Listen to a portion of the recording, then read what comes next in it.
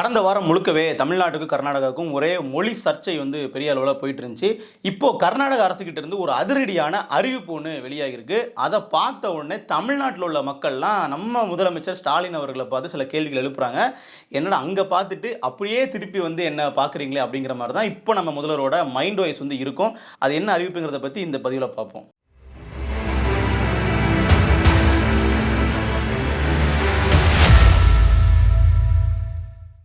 கிட்டத்தட்ட 18 வருடங்களுக்கு பிறகு பெங்களூரு அணி ஐபிஎல்ல கோப்பையை அடிச்சிருக்காங்க. அவர்கள் வந்து வெற்றி பெற்றிருக்காங்க. ஸோ இப்போ அந்த வெற்றியை வந்து கொண்டாடக்கூடிய வகையில் சின்னசாமி ஸ்டேடியமில் லட்சக்கணக்கான மக்கள் திரண்டு அந்த அணியை வந்து பாராட்டினாங்க. அப்போ வந்து கூட்ட நெரிசலில் சிக்கி 11 பேர் பரிதாபமாக உயிரிழக்கிறாங்க. தமிழகத்தை சார்ந்த நபர்களும் உண்டு. திருப்பூரை சார்ந்த ஒரு பிரின்சிபலுடைய மகள் கூட அதில் உயிரிழந்திருக்காங்க.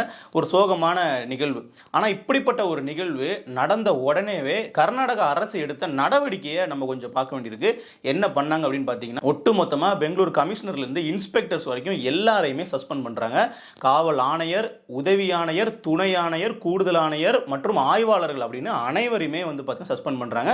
கூடுதலாக அந்த ஸ்டேடியத்தினுடைய மேனேஜர் மேலேயும் ஆக்ஷன் எடுக்கிறாங்க. ஸோ இப்படியாக இந்த ஒரு துயர நிகழ்வு நடந்ததற்கு காரணமாக இருந்தவங்க யாரு, இதை யாரெல்லாம் நினைச்சிருந்தா தடுத்துருக்கலாமோ அப்படிங்கிற ஒட்டுமொத்த நபரையுமே சஸ்பெண்ட் பண்றாங்க. அவர்கள் மீது சட்டப்படியான நடவடிக்கை எடுக்கிறாங்க. இப்போ இந்த விஷயத்தை வந்து பார்த்த உடனே நம்ம திராவிட முதல்வர் ஸ்டாலின் அவர்கள் மேல என்ன கேள்வி கேட்குறாங்கன்னு பார்த்தீங்கன்னா, எப்பா கொஞ்ச நாளைக்கு முன்னாடி கிட்டத்தட்ட ஒரு 7 மாசத்துக்கு முன்னாடி அக்டோபர் மாதம் 6ஆம் தேதி தமிழ்நாட்டில் மெரினால மிகப்பெரிய அளவில் ஒரு ஏர் ஷோ நடந்துச்சு. இந்தியன் ஏர்ஃபோர்ஸ் வந்து பண்ணியிருந்தாங்க.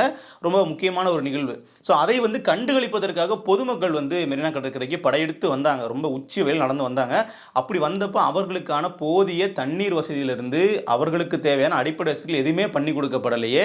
அங்கே தண்ணீராலையும் அங்கே அதிகப்படியான வெயில் தாக்கத்தாலையும் கிட்டத்தட்ட 5 பேர் மரணித்தார்கள். அதில் வந்து எந்த அதிகாரி மேலே ஆக்ஷன் எடுத்தாங்க, அதில் யார் மேலே நடவடிக்கை எடுத்தாங்க அப்படின்னு கேட்டோம்னா இதுவரைக்கும் யார் மேலேயுமே இல்லை அப்படிங்கிறது இப்போ வந்து ஒரு பேசு பொருளாக இருக்குது. குறிப்பாக வந்து பார்த்தீங்கன்னா சமூக வலைதளங்களில் பலருமே இப்படி ஒரு நிகழ்வு நடந்ததுக்கு கர்நாடக அரசு என்ன பண்ணியிருக்காங்க, நம்ம தமிழ்நாடு அரசு என்ன பண்ணியிருக்காங்கன்னு பாருங்கன்ற மாதிரி ஒப்பிட்டு போட்டுட்டு இருக்காங்க. இதில் இன்னொரு விஷயம் என்ன அப்படின்னு பார்த்தீங்கன்னா, அந்த ஏர் ஷோவில் முதலமைச்சர் மற்றும் அவருடைய குடும்பத்தாருக்கு பக்கத்திலேயே சென்னையினுடைய கமிஷனர் உட்கார்ந்து அந்த ஏர் ஷோவை பார்த்துட்டு இருந்தார். அது அந்த சமயத்திலேயே மிகப்பெரிய விமர்சனத்தை ஏற்படுத்திச்சு.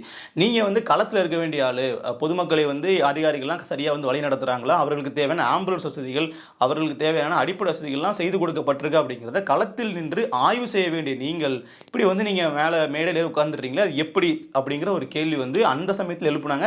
இப்போ நமக்கு பார்க்கும் பொழுது இப்பவும் தோணுது, அப்போ கர்நாடகா நடந்தது மாதிரி இங்கே ஒரு ஆக்ஷன் எடுத்திருக்க வேண்டிய சூழலில் முதலமைச்சர் அவர்கள் ஏன் இதை பண்ணலை அப்படிங்கிற ஒரு கேள்வி. இப்போ அதுக்கு திமுக அமைச்சர் மனோ தங்கராஜ் அவர்கள்ட்ட, நம்ம பால்வளத்துறை அமைச்சர், முன்னாடி ஐடி மினிஸ்டராக இருந்து அப்புறம் மீண்டும் பால்வளத்துறை அமைச்சர் ஆகி அப்புறம் திருப்பி வந்து கட்சியில் உட்கட்சி பிரச்சனை காரணமாக திருப்பி பதவி விட்டு நீக்கப்பட்டு இப்போ திரும்பியும் செந்தில் பாலாஜி பொன்முடி வந்து பதவி நீக்கம் பண்ணதுக்கப்புறமா மீண்டும் பதவி கொடுத்துருக்காங்க. அந்த மனோ தங்கராஜ் அவர்கள் வந்து பத்திரிகையாளர்கள் சந்தித்து பேசுகிறாரு. இந்த மாதிரியான பிரச்சனைகளை தவிர்க்கிறதுக்கு நம்ம என்ன பண்ணணும் அப்படின்னா, இந்த மாதிரியான கூட்டங்களுக்கு நம்ம போகவே கூடாது அப்படின்னு சொல்லிட்டு உதாரணமாக ஒன்று சொல்கிறாரு பாருங்க. திருவிழா கூட்டங்களுக்கெல்லாம் போகாதீங்க, அதெல்லாம் வந்து அநாகரிகமான மக்கள் தான் இந்த மாதிரி கூட்டமாக போவாங்க, நம்ம ஒரு நாகரிகமான சமூகம் அப்படின்னு சொல்லி பேசுகிறாரு. கோயில் திருவிழாவில் அதிக விழாமான கூட்டம் போய் மருந்து தருவது, விளையாட்டை பார்க்க போகிறது, இது வந்து உண்மையிலேயே நாகரிகமான சமூகத்திற்கு ஒரு நல்ல அடையாளமாக இதை என்னால் பார்க்க முடியலை.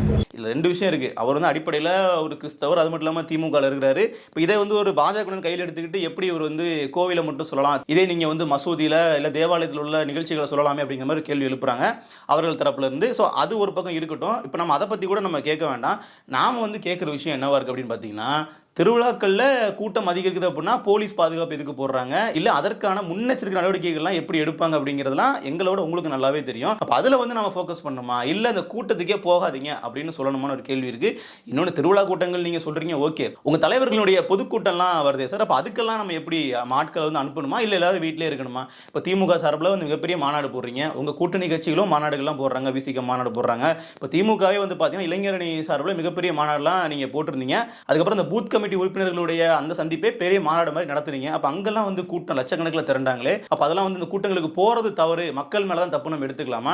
இதை ஏன் நமக்கு வந்து இவரை பார்த்து கேள்வி கேட்க இருக்குன்னு பார்த்தீங்கன்னா, அவர் சொன்ன ஸ்டேட்மெண்ட் நீங்க நல்லா கவனிங்க. இந்த நிகழ்வுல முன்கூட்டியே வந்து முன்னெச்சரிக்கை நடவடிக்கை எடுக்காம இந்த அளவுக்கு மரணம் நடந்திருக்கு, இது கர்நாடக அரசினுடைய தோல்வியா அப்படின்னு சொல்லி அந்த செய்தியாளர் வந்து கேட்கிறாங்க. ஸோ அதற்கு வந்து அவர், நான் அப்படி சொல்லவே இல்லையே, நான் அதெல்லாம் எதுவும் சொல்லவே இல்லை அப்படின்ட்டு. கர்நாடக அரசின் தோல்வின்னு நினைக்கிறீங்களா? அரசு பற்றியே பேசல, இந்திய கூட்டணி அரசை பற்றியே நான் பேசல. இந்திய கூட்டணி இது வந்து எல்லா இடத்துலையும் நடந்துட்டு இருக்கு. அப்போ உங்க கூட்டணி கட்சியை நீங்க பாதுகாக்கிறீங்க. இப்ப கர்நாடகாவில் வந்து யார் அப்படின்னு பாத்தீங்கன்னா காங்கிரஸ் தலைமையிலான அரசு அங்க ஆட்சி செய்யுது. ஸோ அதனால வந்து கூட்டணி தர்மத்தின் அடிப்படையில் உங்களுடைய தோழமை கட்சி என்பதால நீங்க வந்து அவர்களுக்கு ஆதரவு தெரிவிக்கிறீங்க அப்படிங்கிறத நம்மளால புரிஞ்சுக்க முடியுது. ஆனாலும் இந்த விஷயத்துல நீங்க ஏன் வந்து அவர்கள் பக்கம் நிக்கிறீங்க அப்படிங்கறத நம்ம வந்து கேட்க வேண்டிய கேள்வி இருக்கு. இது வந்து மக்கள் பக்கம் திருப்பி வராது. மக்கள் ஏன் போனீங்க, நீங்க எதுக்கு அவர்களை பார்க்க அங்க போனீங்க? சரி, மக்கள் போறாங்க, மக்கள் பண்றது தப்புன்னு மக்களில் ஒருவராக இருக்கக்கூடிய நாங்கள் அதை பேசிக்கிறோம். இப்போ நம்ம சொல்லுவோம், ஏன்பா இப்பெல்லாம் வந்து கிரிக்கெட்டர்ஸ் மேல இவ்வளோ கிரேஸா இருக்கீங்க, ஏன் நீங்க வந்து ஒரு விளையாட்டு வீரர் மேல இவ்வளோ வந்து ஒரு அன்பை காட்டுறீங்க, அங்க போய் நீங்க நிக்கிறீங்க, அவர்கள் உங்களுக்கு என்ன பண்ணிட்டாங்க, அது ஆர்சிபி அப்படிங்கிறது ஒரு தனியார் கம்பெனி தானே, அதுக்கு எதுக்கு நீங்க போய் நிக்கிறீங்கன்ற மாதிரியான கேள்வி எல்லாம் நாங்க கேட்டுக்கிறோம். அதெல்லாம் வந்து அதிகாரத்தில் இருக்கக்கூடிய ஒரு ஆக்ஷன் எடுக்க வேண்டிய நிலைமையில் இருக்கக்கூடிய நீங்க எங்களுக்கு வந்து இது மாதிரி பாடம் எடுக்கிறதுங்கிறது ஒரு தவறான விஷயம். உங்களுடைய இயலாமையை தான் இந்த மாதிரியான ஸ்டேட்மெண்ட்லாம் காட்டுது. இதுல பாத்தீங்க அப்படின்னா திமுகவினுடைய ஒரு திட்டமிட்ட பரப்புரையா இது வந்து இருக்கும். எப்பவுமே வந்து அரசாங்கத்தினால ஒரு விஷயத்தை கட்டுப்படுத்த முடியல அப்படின்னா அப்படியே மக்கள் பக்கம் திருப்பி விட்டுறது. இது இப்போ இல்ல, அந்த அக்டோபர் மாசம் இந்த யாஷோ நடந்துச்சு இல்லைங்களா, அப்பவே பாத்தீங்கன்னா அமைச்சர் மா சுப்பிரமணியன் அவர்கள் வந்து வெளியே வந்து பேட்டி கொடுக்குறாரு. என்னங்க இது மாதிரி வந்து 5 பேர் உயிரிழந்துட்டாங்களே அப்படின்னு கேட்டதுக்கு, அது வெயில் வந்து ரொம்ப அதிகமா இருந்துச்சு, அதனால இறந்துட்டாங்க, ஹீட்னால இறந்தாங்க, கூட்டத்தினால இறக்கவில்லை, அது மட்டும் இல்லாம நாங்க முன்கூட்டி இந்த அளவு கூட்டம் வரும்னு தகவலே கிடைக்கல, திடீர்னு வந்துட்டாங்க. 15 லட்சம் பேரும் பங்கேற்றார்கள். 15 லட்சத்திற்கும் மேற்பட்டவர்கள் பங்கேற்றது. இப்ப இந்த வெயில் தாக்கம் என்பது பகல் 11 1 வரை இது நடைபெற்றது. வெயிலின் தாக்கம் மிக கொடூரமாக இருந்தது.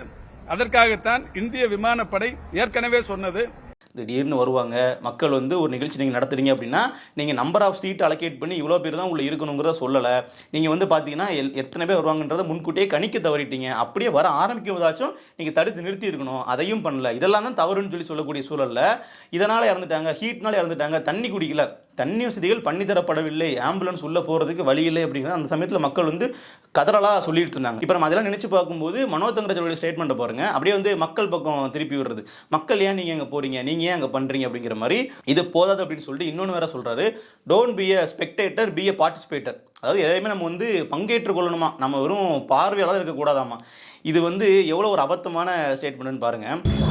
ஆங்கிலத்தில் பழமொழி உண்டு, don't be a spectator but B a participate. நீ பார்வையாளராக இருக்காத, பங்கேற்கக்கூடியனா இருக்கு. இன்னைக்கு இதில் போல எத்தனை பேர் கிரிக்கெட் மட்டும் தொட்டு பார்த்துருக்காங்கன்னு எனக்கு தெரியாது. ஒரு விளையாட்டு நிகழ்ச்சி, ஒரு என்டர்டெயின்மெண்ட், ஒரு சினிமா அப்படிங்கிறதெல்லாம் நிச்சயமாக நாம் வந்து போய் கண்டுகளிக்க வேண்டிய ஒன்று தான், கேளிக்க ஒன்று. அதுக்கு எந்த அளவுக்கு முக்கியத்துவம் கொடுக்குறோம் அப்படிங்கிறத பற்றி பேசினாங்கன்னா ஓகே, சினிமா பாருங்கள், அது படமாக பாருங்கள், விளையாட்டை போய் பாருங்கள், அதை வந்து ஜஸ்ட் ஒரு பார்வையாளராக பார்த்துட்டு வந்துருங்கன்னு சொல்கிறது ஓகே.